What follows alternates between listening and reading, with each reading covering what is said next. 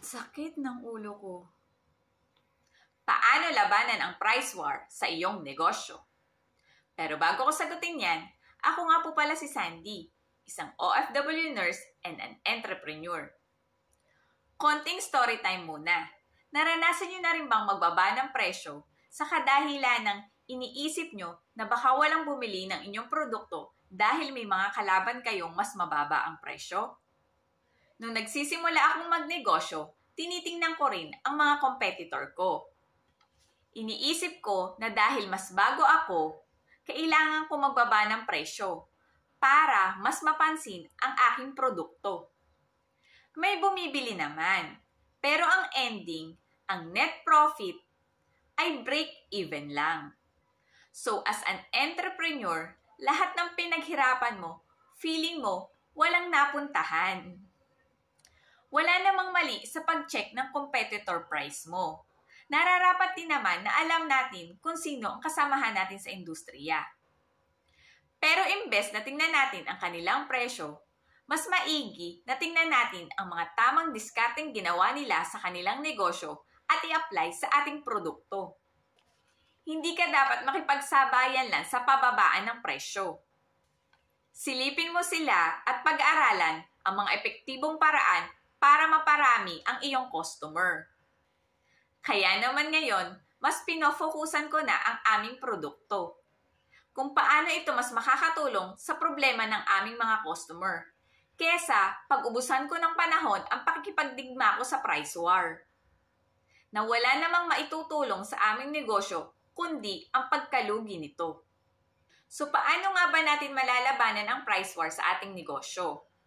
Malalabanan natin ang price war sa ating negosyo sa pamamagitan ng branding. Napakahalaga na may pangalan ng iyong produkto dahil ito ang magse-separate sa iyo sa iyong mga competitor.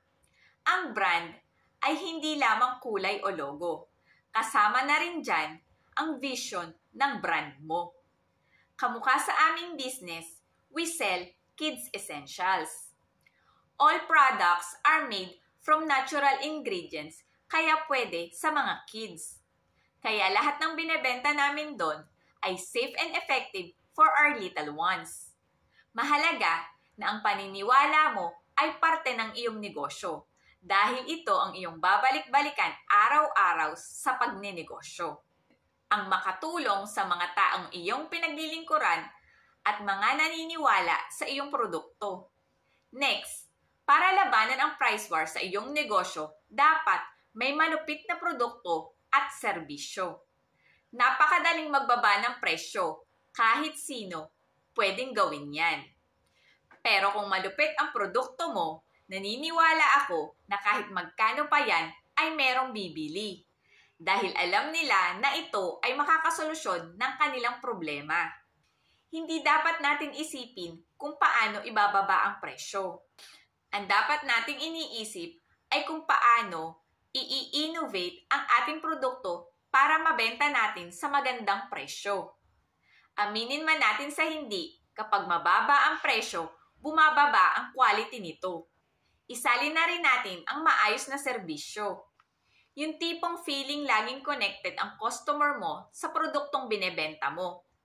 For example, sa business namin, maraming nagme-message kung ano ang age group na pwede sa aming products.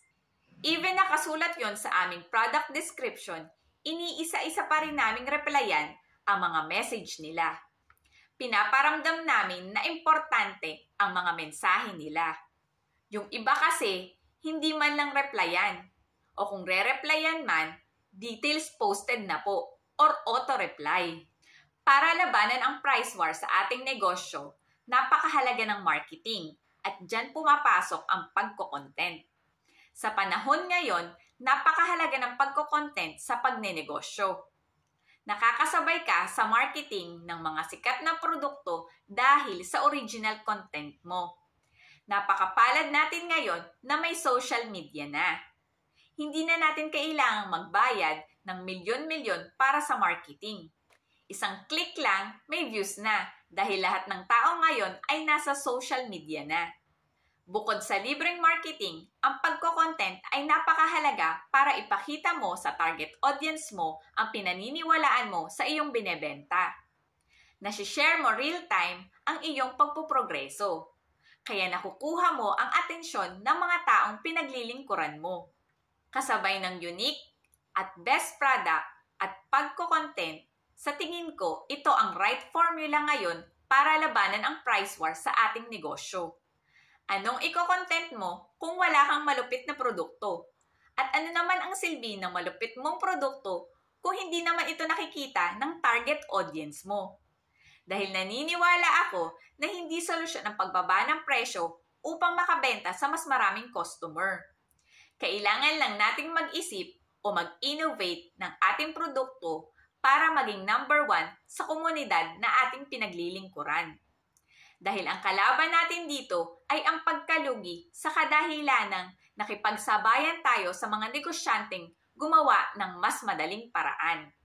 Kaya kung isa ka ring entrepreneur na gustong labanan ang price war, join me in our group, Madiskarteng OFW Nurse.